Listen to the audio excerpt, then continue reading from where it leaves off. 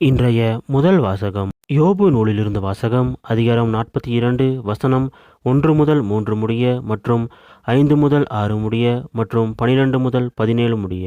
யோபு ஆண்டவருக்கு கூறிய பதில்: நீர் அனைத்தையும் ஆற்ற வல்லவர், அறிவேன் அதனை. நீர் நினைத்த எதையும் தடுக்க இயலாது.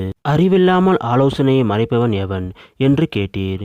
உண்மையில் நான் தான் புரியாதவற்றை புகன்றேன், அவை எனக்கு விளங்கா அளவுக்கு விந்தையானவை. உம்மை பற்றி காதால் மட்டுமே கேள்விப்பட்டேன், ஆனால் இப்பொழுது என் கண்களே உம்மை காண்கின்றன. ஆகையால் என்னையே நொந்து கொள்கின்றேன், புழுதியிலும் சாம்பலிலும் இருந்து மனம் வருந்துகின்றேன். யோபின் முன்னைய நாட்களில் இருந்ததை விட பின்னைய நாட்களில் ஆண்டவர் அதிகமாக ஆசி வழங்கினார். இப்பொழுது 14,000 ஆடுகளும் 6,000 ஒட்டகங்களும் 1000 ஏர் மாடுகளும் 1000 பெட்டை கழுதிகளும் அவருக்கு இருந்தன. அவருக்கு 7 புதல்வர்களும் 3 புதல்வியரும் பிறந்தனர். மூத்த மகளுக்கு எமிமா என்றும், இரண்டாவது மகளுக்கு கெட்டிசியா என்றும், மூன்றாவது மகளுக்கு கெரன் அபுக்கு என்றும் பெயரிட்டார். யோபின் புதல்வியரை போல் அழகு வாய்ந்த நங்கையர் நாடெங்கும் இருந்ததில்லை. அவர்களின் தந்தை அவர்களின் சகோதரர்களோடு அவர்களுக்கும் சொத்தில் உரிமை கொடுத்தார். அதன்பின் யோபு 140 ஆண்டுகள் வாழ்ந்தார்.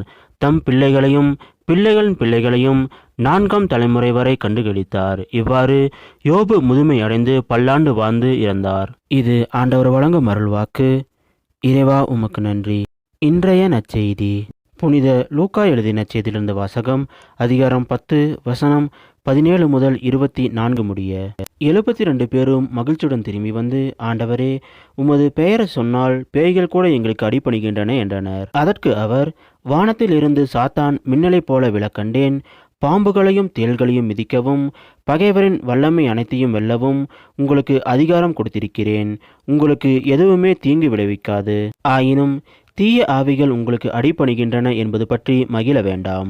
மாறாக உங்கள் பெயர்கள் விண்ணகத்தில் எழுதப்பட்டிருக்கின்றன என்பது பற்றியே மகிழுங்கள் என்றார். அந்நேரத்தில் இயேசு தூய ஆவியால் பெருவகையடைந்து, தந்தையே, விண்ணுக்கும் மண்ணுக்கும் ஆண்டவரே, உம்மை போற்றுகின்றேன். ஏனெனில் ஞானிகளுக்கும் அறிஞர்களுக்கும் இவற்றை மறைத்து குழந்தைகளுக்கு வெளிப்படுத்தினீர்.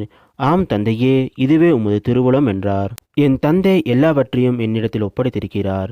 தந்தையை தவிர வேறு எவரும் மகனை அறியார். தந்தை யாரென்று மகனுக்கு தெரியும்.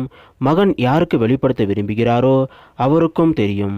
வேறு எவரும் தந்தையை அறியார் என்று கூறினார். பின்பு அவர் தம் சீடர் பக்கம் திரும்பி அவர்களிடம் தனியாக, நீங்கள் காண்பவற்றை காணும் வாய்ப்பு பெற்றோர் பேறு பெற்றோர். ஏனெனில் பல இறைவாக்கினர்களும் அரசர்களும் நீங்கள் காண்பவற்றை காண விரும்பினார்கள், ஆனால் அவர்கள் காணவில்லை. நீங்கள் கேட்பவற்றை கேட்க விரும்பினார்கள், ஆனால் அவர்கள் கேட்கவில்லை என நான் உங்களுக்கு சொல்கிறேன் என்று கூறினார். இது கிறிஸ்து வழங்கும் நற்செய்தி. கிறிஸ்துவே உமக்கு புகழ்.